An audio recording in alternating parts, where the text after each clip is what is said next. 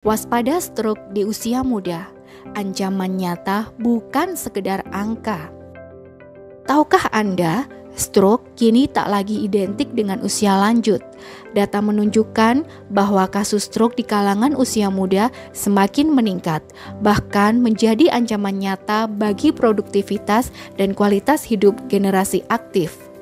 Stroke tak hanya rumit dan mahal dalam penanganannya, stroke juga berdampak luas pada aspek fisik, mental, dan sosial. Sebelum kita mengetahui cara mengenali, mencegah, dan menangani stroke secara lebih efektif, mari kita simak fakta stroke di Indonesia.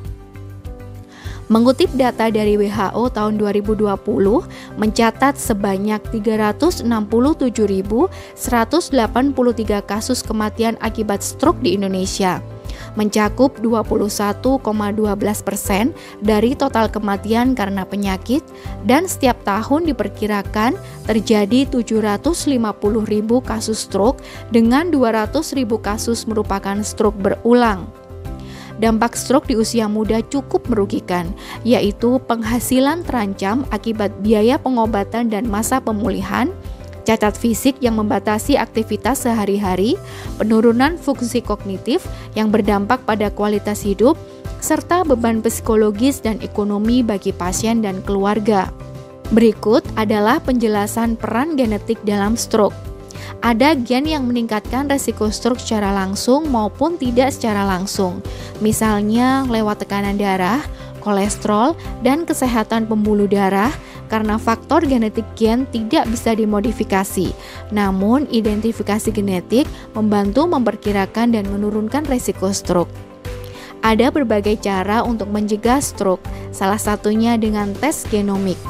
Tes genomik untuk stroke merupakan langkah prediktif mengetahui risiko stroke secara individual. Langkah preventif mendukung pencegahan primer yang lebih presisi.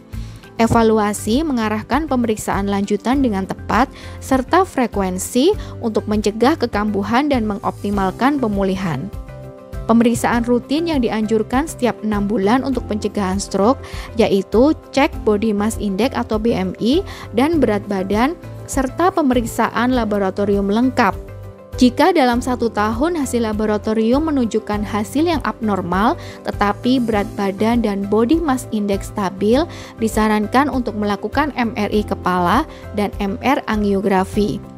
Jika dalam 6 bulan hasil laboratorium abnormal dan berat badan atau body mass index meningkat, disarankan melakukan pemeriksaan TCD atau MR angiografi.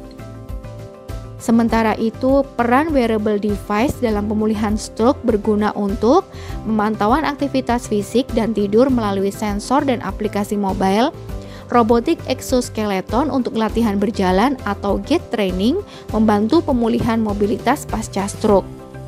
Banyaknya kasus stroke di usia muda bukan sekedar angka, ini adalah kenyataan yang semakin sering terjadi. Dengan deteksi dini, teknologi medis yang tepat, serta pemantauan rutin dan gaya hidup sehat, kita bisa menekan risiko stroke dan meningkatkan kualitas hidup.